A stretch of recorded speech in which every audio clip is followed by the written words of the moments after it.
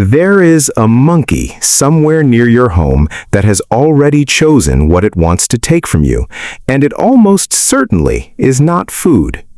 Most people assume that when a monkey enters a yard, climbs onto a porch, or slips through an open window, it is searching for something to eat. But researchers who study primate behavior near human settlements have noticed something stranger. Across continents, in completely unrelated environments, monkeys keep returning for the same kind of object, something small, something personal, something that seems to carry no nutritional value at all. What makes this unsettling is the consistency.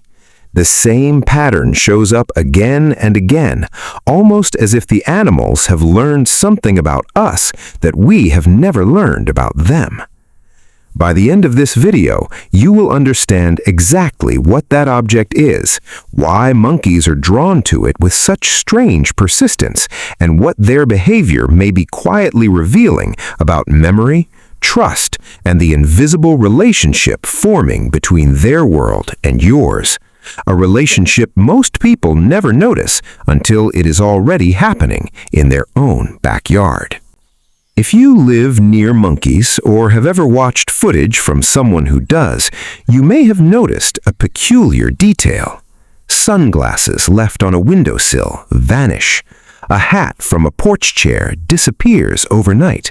A child's small toy, a hair clip, even a single sock from a clothesline, gone, with no trace except a monkey sitting nearby, holding the item as though it understands exactly what it is. At first glance, this looks like simple curiosity. Monkeys are known for grabbing things. But what researchers studying primate cognition have found is more specific than random mischief. The items monkeys take most often are not the brightest, the largest, or the most food-adjacent objects available. They are the items that carry the strongest human scent, things that have been worn, touched, or held closely by a person, often repeatedly.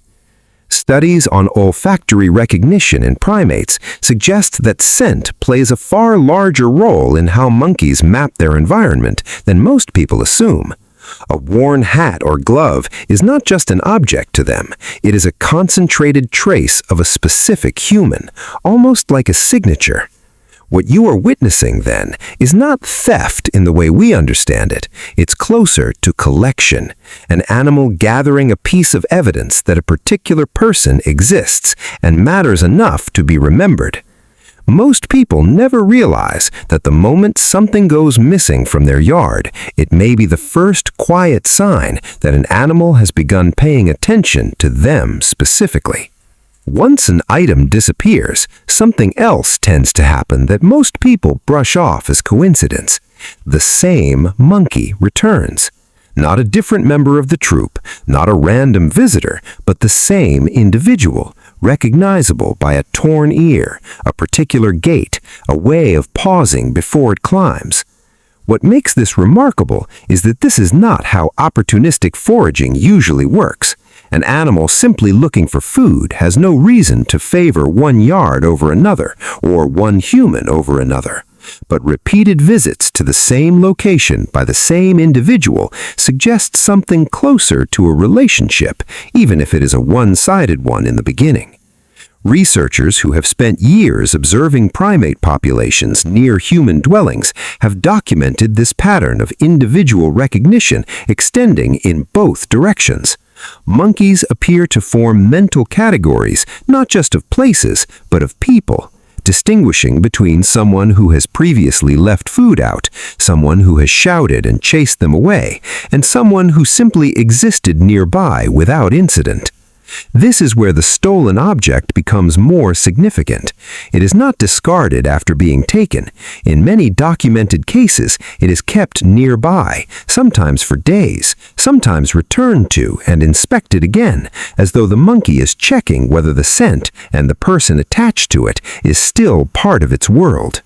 Few people understand that the disappearance of a small object from their home might be the earliest evidence that an animal has begun forming a mental map with you somewhere inside it.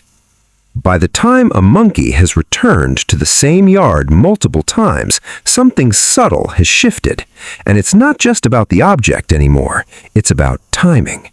People who have lived alongside monkey populations for years often report the same strange detail once they start paying attention. The visits are not random, they cluster around certain times of day, often the moments when a person reliably steps outside, hangs laundry, opens a particular window, or sits in the same chair with the same habits day after day. This is where the science becomes genuinely fascinating. Studies on primate learning have shown that many species are remarkably skilled at what researchers call temporal mapping, building an internal sense of when things happen, not just where. A monkey does not need a clock to understand that a certain door opens around the same hour each morning, or that a particular person tends to leave a window cracked in the evening heat. Over repeated exposure, these patterns become as reliable to the animal as the rising sun. What this means is unsettling in a quiet way.